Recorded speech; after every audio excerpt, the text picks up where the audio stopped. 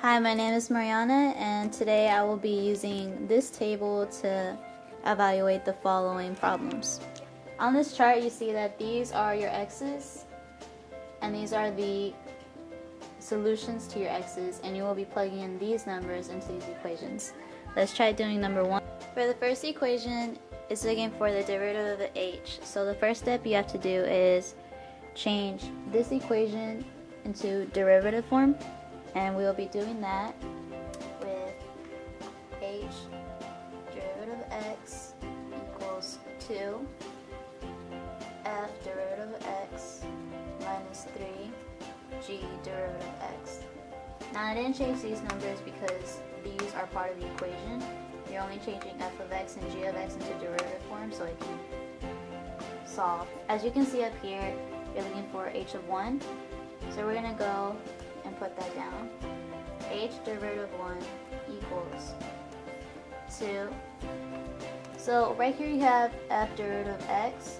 What you're going to do is you're going to come over here since these are your x values, and since you're looking for h derivative of x of 1, you'll be following the chart down until you get to f derivative of x. So we go down and you see that it's right here. The value for f derivative of x at the x point of 1 is 1. So you're going to multiply 2 times 1 minus 3 stays the same. And then you're going to come back at your x again. You're going to go down, you're going to try to find g of x, and you see that that's 2, so it's 3 times 2. And then we solve. It's 2 minus 6. H derivative of 1 is negative 4. That's all you did for A. And this is just plugging in the numbers. Now let's go to B and let's try to solve that.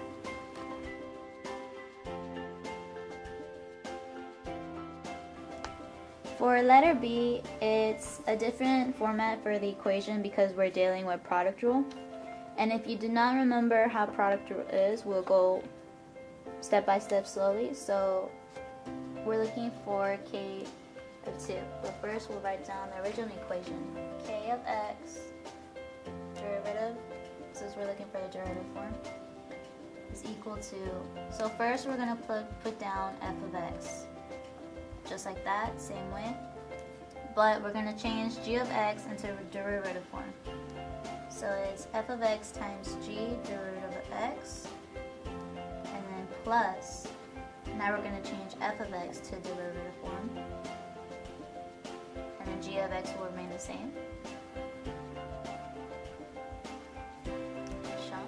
And now we're going to do the same thing for g of x times h of x. And that'll be plus, again, g of x remains the same, times h derivative of x plus g derivative of x times h x, which remains the same. This is the equation you'll be following. Now let's continue to step 2. Now we'll be looking for k of 2, k derivative of 2. So let's jot that down. Alright, so we're going to be doing the same thing, following the zeros. So our 0 is 2 for this equation. So let's go to 2.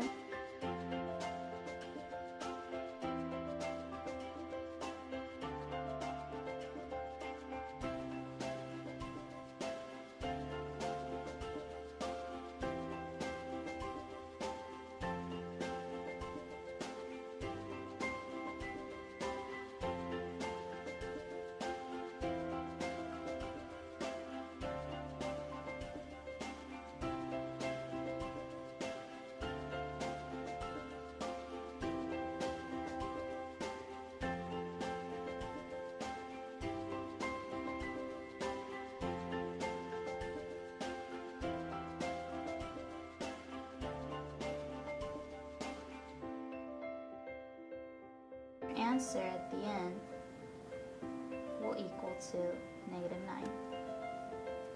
And that is B, solved in product rule.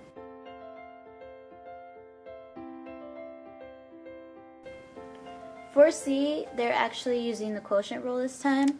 And if you do not know how to do the quotient rule, the easiest way to remember is want to take the low equation. So let's rewrite this. P derivative of x is equal to low, which is h of x, times the derivative of the high one, which is g derivative of x, minus the original one at the top, which is g of x, times the derivative of the bottom, which is h derivative of x, all over h of x squared. So let's continue and try to find p derivative of 2.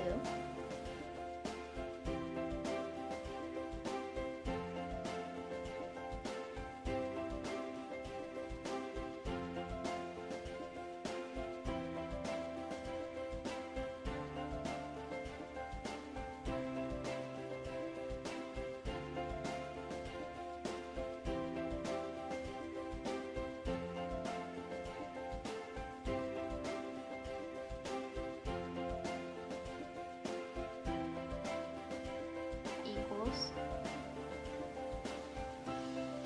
2.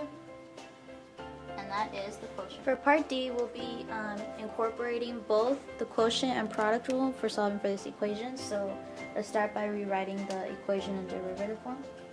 So it'll be q derivative of x is equal to, so remember for quotient rule it's low d high times high d low. But since we're using product rule as well, we'll be incorporating that also. So let's begin with low, which is f of x, d high, but for product rule, remember it's the first derivative of the second, and these will be multiplying together. This is the first part, and that's plus derivative of the first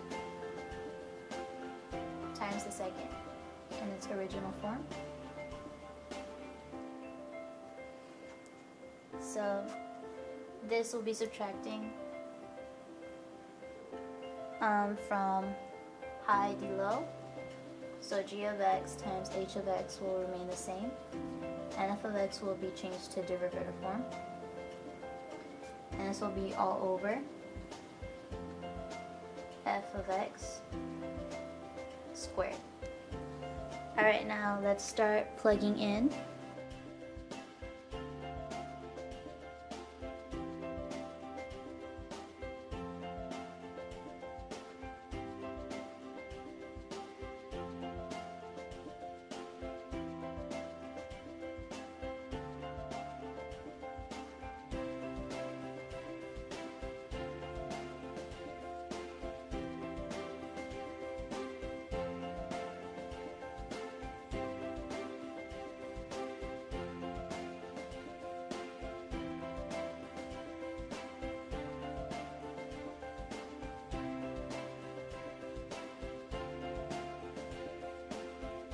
The value of q derivative of 1 is equal to negative 2. Alright, that was dealing with both quotient and product rule, and we have solved each equation using the graph shown above. So this is Mariana Gonzalez from AP Calculus Period 5. Thank you for watching the tutorial.